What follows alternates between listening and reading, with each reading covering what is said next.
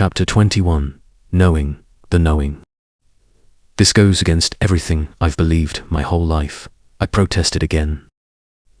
It's not surprising that you believe that way because you are accustomed to it. You see everyone else doing it. If you don't do it, you might be seen as a heretic, stubborn, a rebel. I see this as a matter of tradition. And the origin of this tradition comes from the desire to create order and rules to manage or control the freedom of the human mind. Oh, I never thought that uniforms could make people unfree, I remarked. This is a result that even those who do it are unaware of what they have done. What they do, besides causing others to have less power within themselves, by having people respect and bow down to them, which affects both others by causing them to lose power and affects themselves by believing they are better or higher, leading to division and the creation of classes, or what you once called castes. This division creates fear and reverence, and this fear itself is a major cause of ignorance, or not knowing one's own power and potential, not knowing who they are, not knowing that we all have the same spiritual parent. And the most important thing is that while they are causing others to have faith and bow down to them, it will also diminish their own potential. They will lack the opportunity to access pure wisdom because they have unintentionally created a division from others. When people bow down in reverence, an ego arises, which is a false power born from tradition, born from established rules created to prevent the loss of power, causing them to lack the crucial factor in communicating with pure, universal knowledge because they have mental narrowness or a self, even though they may be known to have knowledge that can solve problems for others. It will not be the pure wisdom that comes from the highest spirit. It is just limited wisdom, as I explained the scope of knowledge earlier. And they themselves are the ones who directly experience that result, he added. Sir, I'm still a bit hesitant to believe what you're saying. How can it be that the teachings from those known as monks, virtuous individuals, or spiritual leaders are limited wisdom? Since most of the teachings come from prophets, don't they? I asked. What they say is not wrong. The knowledge they bring to teach is not wrong. But it is wrong in the process of delivering that knowledge, he said. Here we go again. The more you explain, the more confused I get, I said. I will give you an example of this, relating it to your learning. If a math teacher teaches students by only giving them the correct answer, for example, if a student asks what 12 times 12 is, and the teacher tells the student it is what, even though the answer given is correct, the most truthful answer, it is wrong because the teacher did not teach the process that allows the student to know that answer for themselves. This type of learning process will make that student powerless within themselves, and furthermore, making the student see the teacher as clever, as someone with wisdom who can be a refuge for the student, will make the student even more powerless.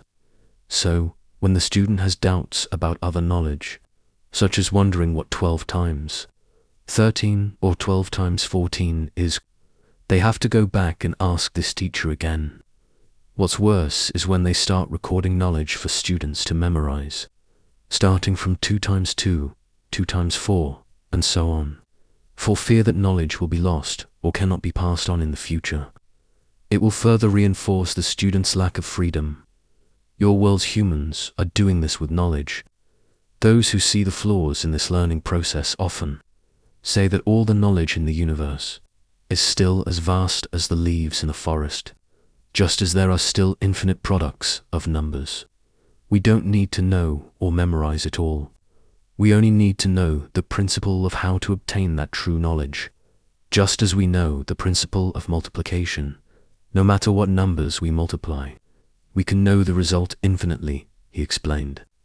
Are you implying that memorization cannot lead to the discovery of truth? I asked. And what do you think? If someone asks you what 2 times 4 is, and you immediately answer 8, do you think that answer came from a calculation process or from memory? If it came from memory, It shows that you didn't calculate. If it didn't go through a calculation process, it shows that your intellect didn't work at all. And if you don't use it often enough to become accustomed to it, you won't believe that you can generate knowledge. The result is that anything beyond what you already know, you won't believe you can know it yourself. You will go around seeking knowledge from the knowledgeable, from books or scriptures.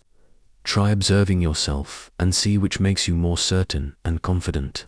Knowledge from books, or knowledge that you know yourself, or, in other words, knowledge from your own direct experience. Knowledge from books might just let you know, but knowledge from experience will be knowledge that illuminates you and you will never forget. That's true, I agreed. All right, we've strayed from the topic enough. Can we continue? He prompted. Oh, right, let's go, I quickly agreed. For the journey from now on, I will increase the speed more than usual, because if we were to travel at the normal pace, it would take many days to reach the second layer, as this layer of magma or molten material is about 2,000 kilometers thick, he proposed. Wow, 2,000 kilometers, I exclaimed. As soon as I finished speaking, our bodies plunged into the bright red lava current flowing fiercely from left to right. Before long, we stopped at a certain point. In front of us was an emerald green color with iridescent hues, similar to a rainbow, while behind us was the red lava flow. Where is this place? I asked. We are now at the boundary between pure oxygen and the lava flow. This point is about 2,000 kilometers deep from the Earth's surface. From here, we must travel another 4,000 kilometers to reach the Earth's core, he explained. Then why isn't there any explosion like you mentioned earlier? I asked, noticing that it was calm and peaceful. There are two reasons why you see it this way. First, it is nighttime on this side, and all living beings are asleep, so there is no reaction between positive energy and the oxygen, mass causing an explosion. And second, no positive energy is being sent down from the Earth's surface, even though it is daytime. This is because people are filled with hatred, disgust, intense competition, and exploitation.